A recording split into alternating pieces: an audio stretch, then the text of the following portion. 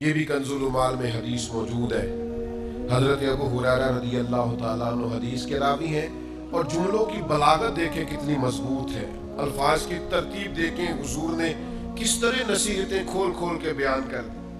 اور کس طرح اللہ کے حبیب علیہ السلام نے ہمیں تاکید کر دی، اور اتنے گہرے جملے ہیں کہ بہت ساری تشریحات اور تفصیلات کی حاجت ہی نہیں رہتی۔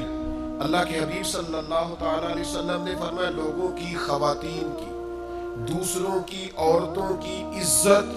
اور عفت اور عصمت کا خیال رکھنا، تمہاری عورتوں کی عزت محفوظ رہے گی۔ چاہتے ہو کہ بہو بیٹیاں گھر میں محفوظ رہیں تو ان کے لیے بہت زیادہ پردے لگانے سے عزتیں محفوظ نہیں ہوں گی، اونچے گھر بنا دینے سے، ممٹیوں کو تارے لگا دینے سے عزتیں محفوظ نہیں ہوں گی۔ فرمایا دوسروں کی عورتوں کی عزتوں کی حفاظت کرو، اللہ تمہاری عورتوں کی عزتوں کو محفوظ فرما دے گا۔ سادی سی بات حضور نے بیان کر دی، اور نبی کریم صلی اللہ تعالیٰ علیہ وسلم کی اس حدیث میں اگلے جملے یہ ہیں کہ اپنے والدین کے ساتھ نیکی کرو، تمہاری اولاد بھی تمہارے ساتھ بھلائی کرے گی۔ نہ لوگوں کو بتاؤ کہ میں بڑا فرما بردار تھا والد صاحب کا اور والدہ کا، اپنے آپ سے پوچھ لو،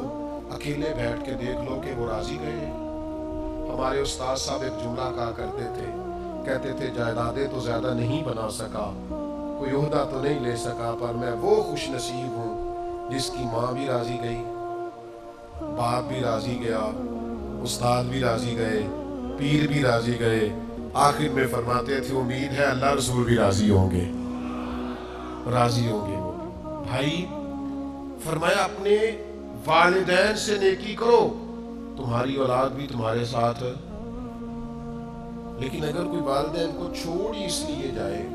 کہ میرے بھی بچے ہیں،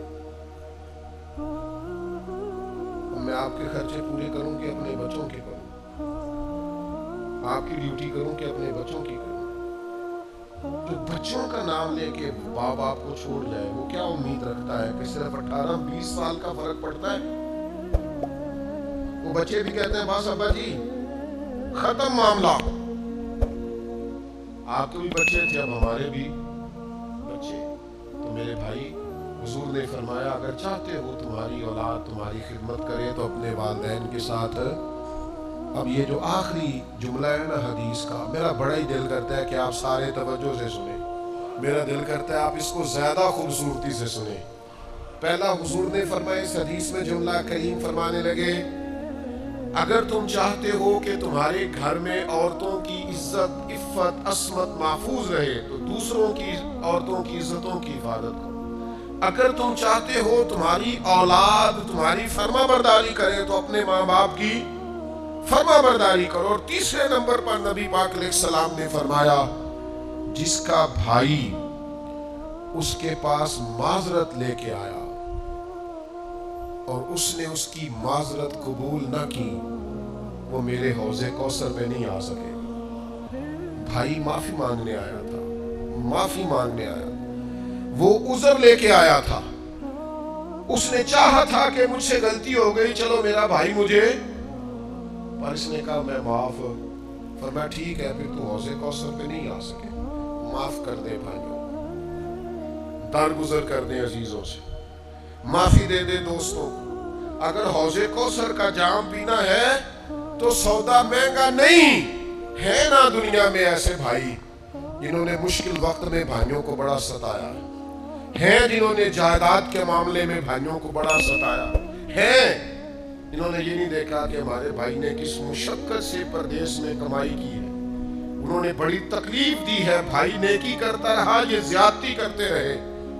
لیکن سودا مہنگا نہیں سستا ہے۔ میرے حبیب نے فرمایا چل تو اسے معاف کر دے میں تجھے حوض کوثر کا جام دے دوں۔ میرا خیال ہے سودا مہنگا دیتے ہیں، تکلیف بھائی بڑی دیتے ہیں، بعض اوقات مشکل وقت میں چھوڑ جاتے ہیں، پلو باندھ کے سائیڈ پہ ہو جاتے ہیں، چھوٹے بہن بھائیوں کو دیکھ کے کہتے ہیں بھائی ساڑھے اپنے بھی بال نہیں، انہوں نے سوچئے کہ اپنے کہتے ہیں ہاں ہاں لیکن معاف کر دو، بھائیوں کے لیے نہیں، مدینے والے کی بارگاہ سے جام کوثر کے لیے۔ آج نہ نماز پڑھو نہ جب اللہ اکبر کہنے سے پہلے پہلے معاف کر کو تیری زیادتیاں یاد ہیں، تیرے دکھ یاد ہیں،